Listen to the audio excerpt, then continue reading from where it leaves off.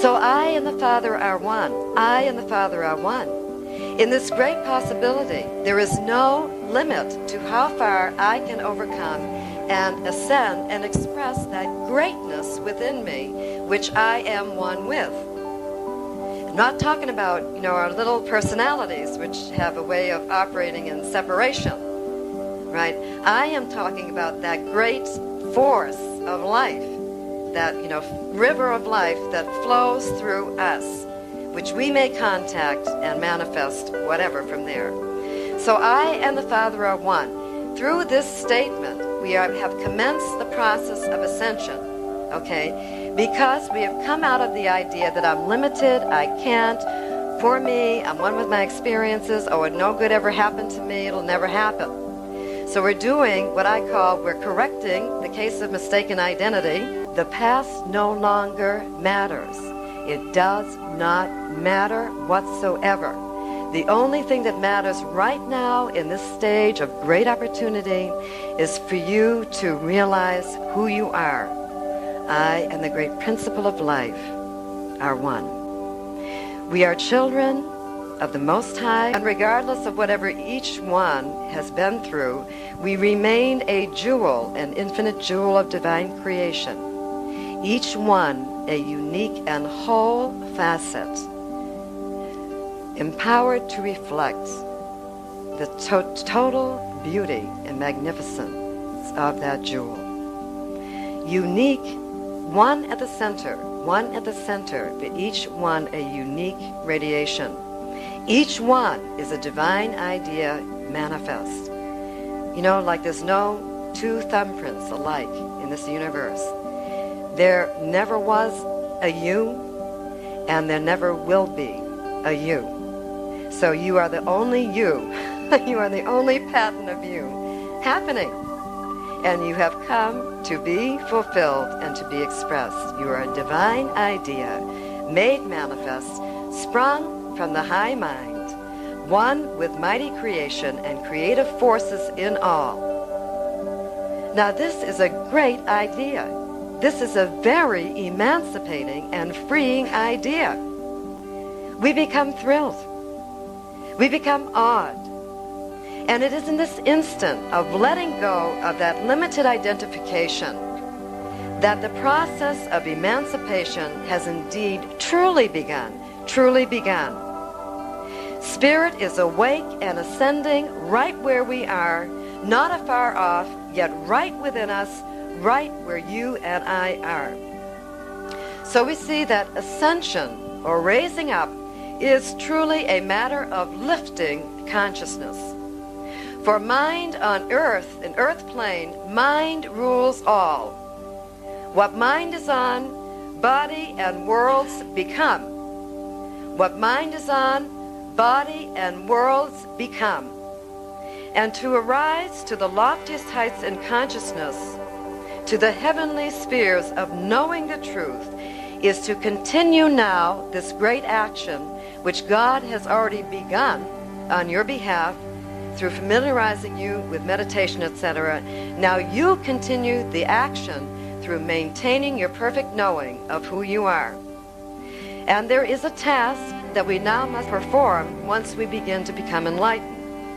And that is to turn away from appearances, practice turning away from conditions, and turning upward in mind and heart, floating free above conditions, detaching yourself from all those conditions you had bogged yourself down in, and returning to the truth of yourself, which is you are ever one with God and infinite creation. So when an appearance comes along that we don't like, now, instead of getting all caught up in it, and when we're caught up, we have no power. It's running us. We've given our power away. Instead of getting all caught up in it, we turn away and we go within and we rise up to contact divine intelligence and to reaffirm the truth of our being. And this is the process the way through our constant attention on the truth, declaring the truth, bringing it in when things are rosy, not then. Yes, great then, but mostly in the midst of it, because that's when you can turn the corner. That's when you have the option that Fillmore talks about. You can respond to situations from a knowingness of your divinity, or you can respond from the level of your humanness. You know the statement, I'm only human? It's like, the biggest scapegoat. Well, I'm here to tell you that you are divine and you have a choice, okay? So as in the moments of the greatest tension, let us say, it is in those moments where you are at infinity point. Infinity, there is infinite potential that through what you are holding in your mind, infinite potential stands ready for you to become either flip over into good for you through your knowing, break through all obstacles and barriers and become your good, or to stay static and to thrust you around that same old cycle again. So there is a way to get out, and that's through going up and raising up your idea, your consciousness of who you are. And from that point, therein, flows great strengths and great abilities again become yours because you have hooked up with Spirit. So we want to restore to ourselves the greatest ideas, the ideas and patterns of divine perfection that speak of this great presence of life that we are. The patterns of perfect health, wealth, happiness, creative self-expression, discoveries, inventions, everything, bringing out the great mind within us to awaken our patterns of divine perfection.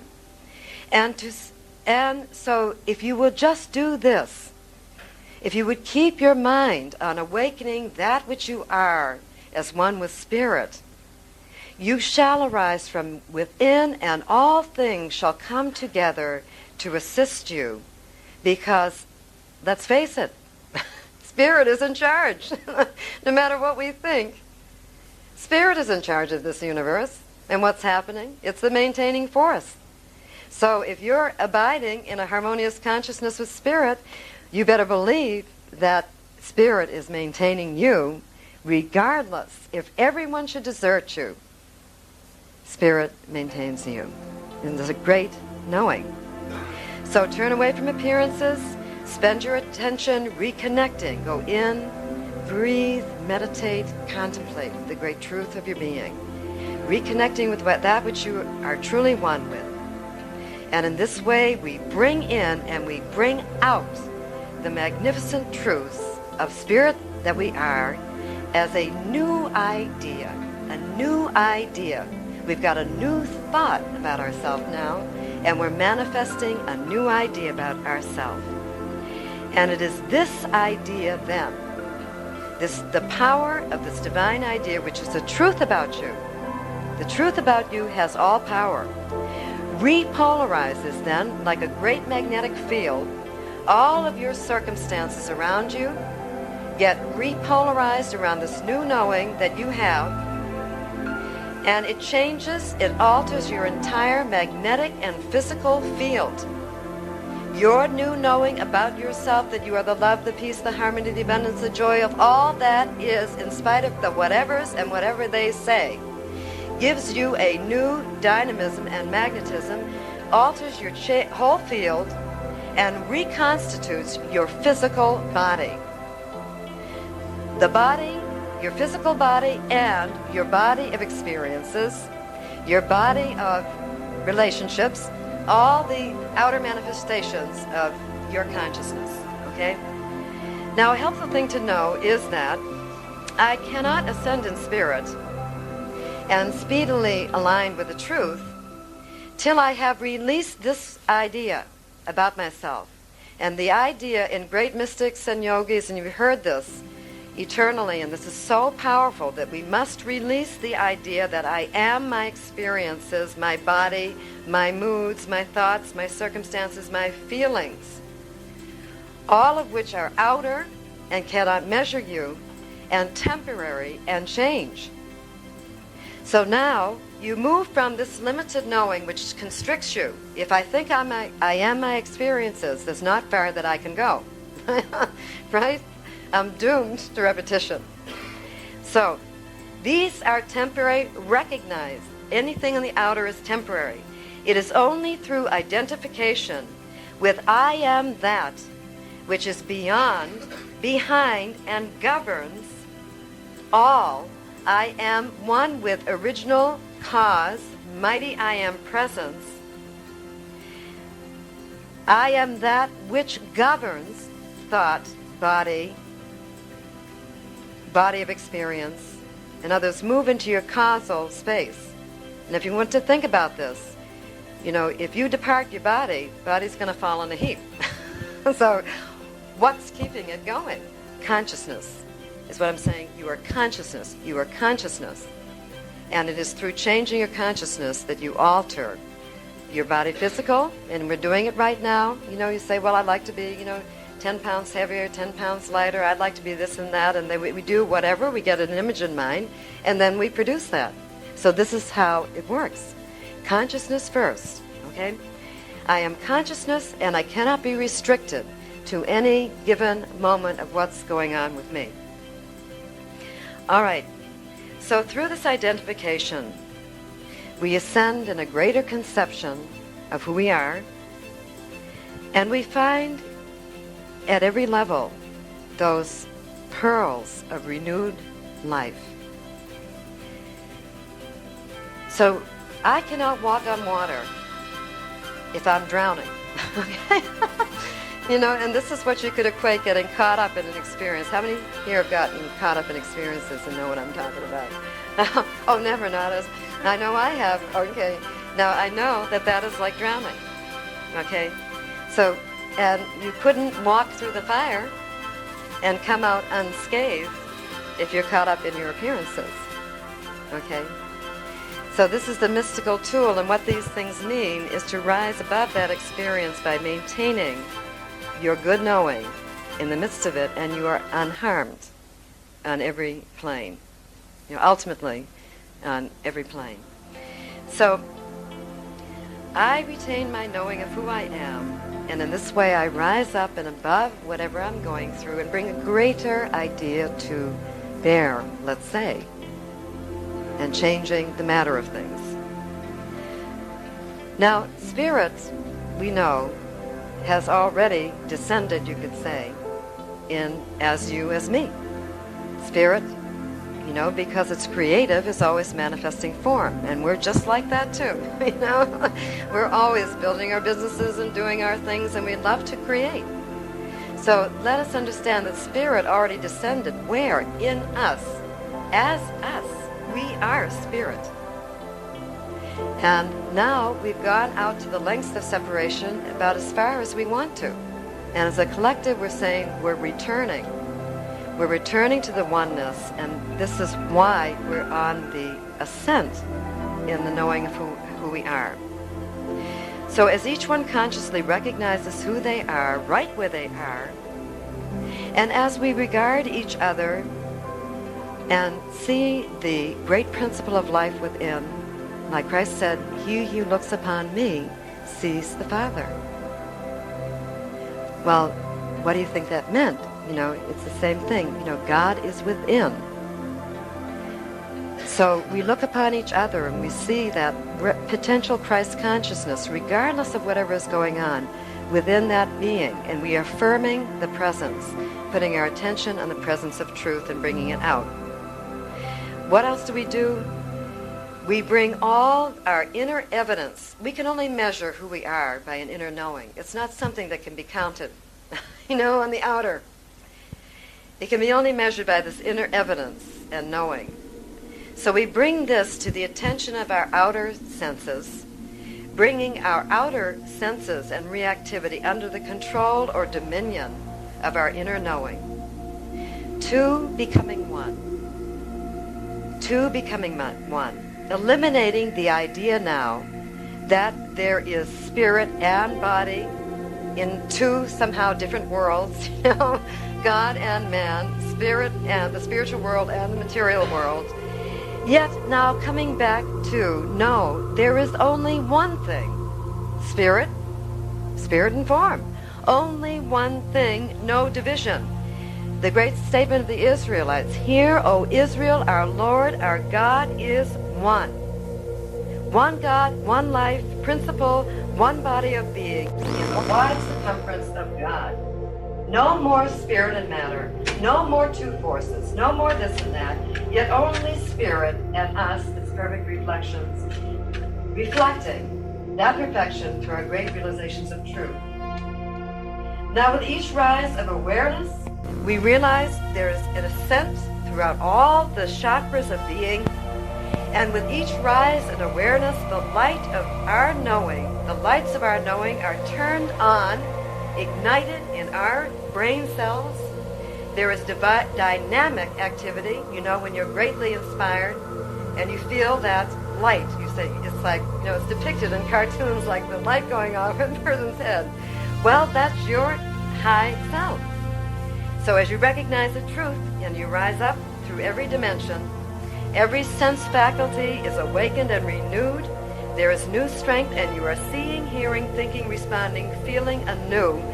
And your new knowing floods consciousness and streams throughout all of your being, released like divine capsules of light substance into our very bodies.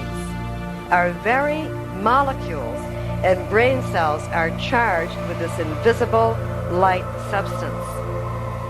So once we were dulled by the weight of forgetting who we are, despair, disorder, confusion, and now we and all our aspects are freed and regenerated in the light of our knowing.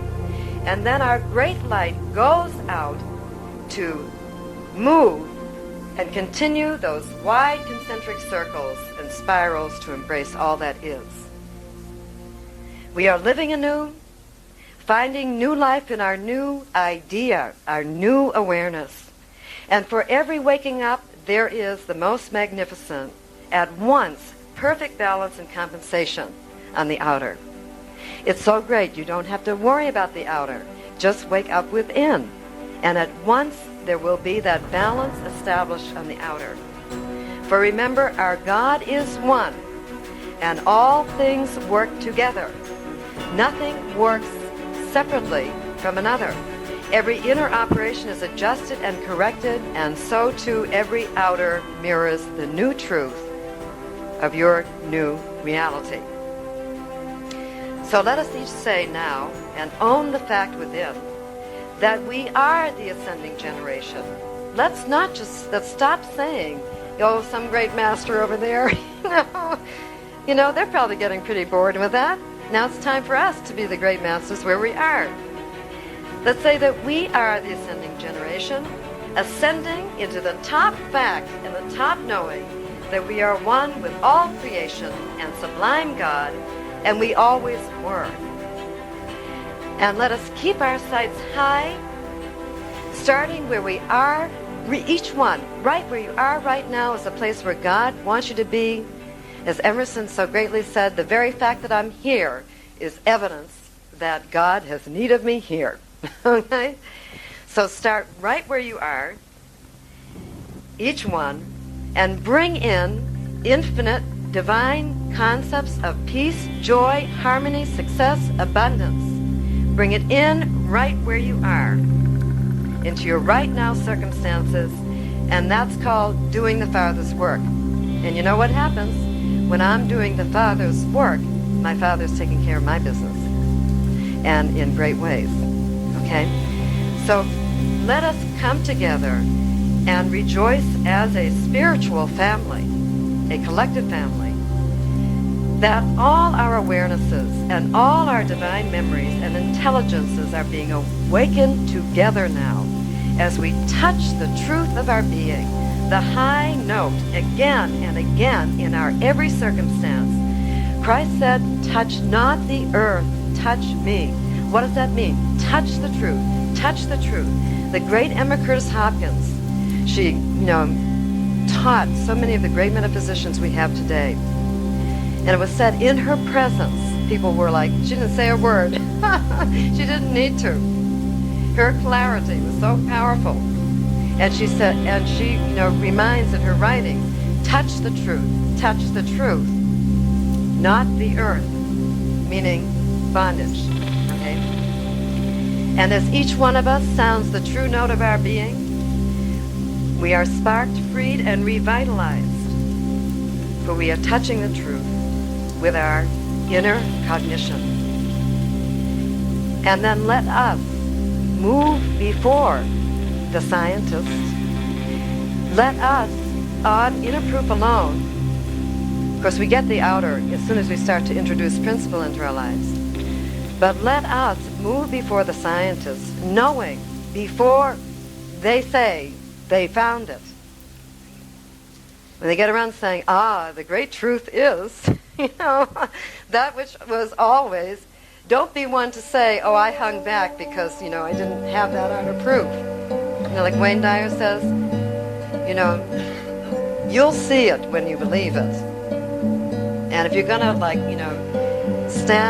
hang out on the outside saying, well, give me the proof, there's proof everywhere around you. If you want to see it, you're not going to get the goods. So each one of us has to plunge in with a commitment and say, yes, I know who I am, and I'm sticking by it, and I'm knowing it for everyone else. And how can we assist and help each other? How? By passing the silent word, or spoken, the silent word to each friend that you meet. A friend comes up to you and says, gee, I got an idea, and say, I know you can do that. Stop telling them, well, that's going to be hard. Well, no one else has done it. Don't you see how we can get so encumbered? Say, I know the power within you can do it, and I'm 100% behind you. All right? This way, we make everyone and all our friends, and we enhance the world, and also we're enhanced at the same time. Okay? So we pass the silent word. You are one. Don't despair. Don't give up. You are one. You are one, we are one, till we all rise together in the one song, the universal song of truth, that we are one with the greatness and majesty of all of life. So let us be so committed to this action that we expect nothing, also nothing less than the highest and the best and total emancipation for each and every one. We expect, because we get what we expect, not what we want, but we get what we expect. Expect the great wholeness and perfection of that which we are to manifest. Don't say, I'm going to live a life, maybe I'll have to come back again. Stop doing that. Say, I'm living this life at the height, and I'm expressing all that spirit is, and I'm taking out all the stops, and expect the best for yourself. If I expect the best, is there anything that can stop me? Okay, so we expect this perfection, not like it's some mystical secret, but it's a natural right of our being to manifest. We expect the good to manifest. This is our norm, for we are spirit ascending. Anything else to us is now going to become subnormal and no longer good enough to be true. It's not good enough to be true. Our norms are the perfect standards and norms of spiritual perfection and bounty, and our lives are godly expressions of that. And we shall be so risen and perfected that the very cells of our being shall rejoice in the freedom. And our very DNA pattern shall release the hidden molecular substance of divine life into every tributary.